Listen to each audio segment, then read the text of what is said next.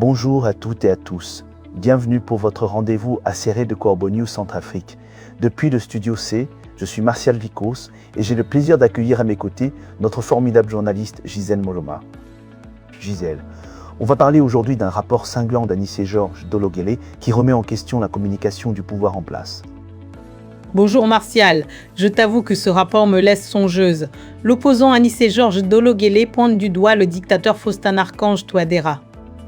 Il lui reproche d'éviter tout échange avec les Centrafricains, préférant désormais les démonstrations de danse publique à un bilan chiffré. Un dirigeant qui préfère la pirouette au débat. Gisèle, c'est ce que j'entends? Exactement Martial. Anissé Georges Dologuélé fait un constat amer sur la manière dont Faustin-Archange Touadéra dirige le pays.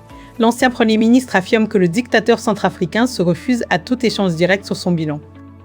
Il élude les questions sur son programme politique. Ce silence creuse un vide dans la communication de l'État. Les Centrafricains ne trouvent plus d'espace pour interroger leurs dirigeants et cette dérobade s'installe depuis des années au pouvoir. Donc, l'image du dirigeant proche du peuple s'est tout simplement envolée. C'est bien le cas, Martial. L'image d'un dirigeant proche du peuple s'est progressivement estompée. Touadéra enchaîne les apparitions publiques sans jamais répondre aux préoccupations réelles. Dologuélé y voit une décision mûrement réfléchie, bien plus qu'un simple oubli. Cette tactique préfère ne pas affronter les critiques sur la sécurité, la gouvernance ou les mines. Des rassemblements qui tournent au spectacle de danse, Gisèle, c'est bien ce que l'opposant dénonce.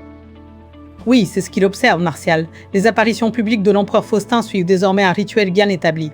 Lors des rassemblements organisés par ses partisans, Touadéra danse au rythme de la musique.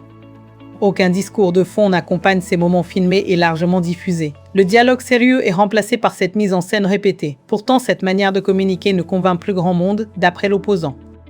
Ces rencontres se substituent aux échanges directs avec la population. Les Centrafricains attendent des réponses sur la sécurité, l'économie ou les mines. Au lieu de cela, ils assistent à des chorégraphies très précises. Ce choix de communication met en doute l'aptitude du dictateur à gouverner par le dialogue. Et Damara, la ville natale de Touadéra, serait-elle le reflet éclatant de ce changement, Gisèle?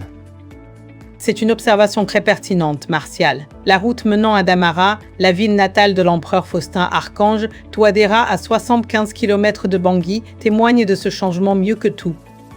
Autrefois, le cortège du dictateur marquait souvent des haltes sur cette route. Touadéra distribuait alors quelques billets aux habitants rassemblés sur les bas-côtés, une pratique qui servait de remplacement à une véritable politique sociale. Aujourd'hui, les véhicules officiels foncent à toute vitesse dans les bourgades sans ralentir pour la foule paysanne. L'empereur ne salue plus ses compatriotes réunis sur son passage. Cette indifférence signe une cassure franche avec les habitudes anciennes. Et cet argent, Gisèle, il ne suffit plus à apaiser les esprits. Visiblement non, Martial. D'après Dologuélé, l'opulence financière a éloigné le dictateur de son peuple. Les billets distribués jadis ne séduisent plus les citoyens désabusés. Beaucoup refusent aujourd'hui cette aide ponctuelle, jugée dérisoire face aux besoins authentiques du pays. Le fossé entre le pouvoir et la population ne cesse de s'élargir. Un constat accablant donc, Gisèle, sur la gestion du pays et la relation entre le dictateur et son peuple. C'est exactement cela, Martial. La gouvernance en Centrafrique est un enjeu majeur, notamment avec l'absence de dialogue politique entre le dictateur et la population, ainsi que Dologuélé le dépeint. Merci beaucoup, Gisèle Moloma, pour ce décryptage.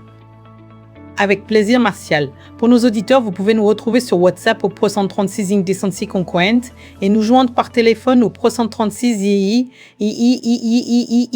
pour partager vos réactions. Bonne journée à toutes et à tous. Par Gisèle Moloma.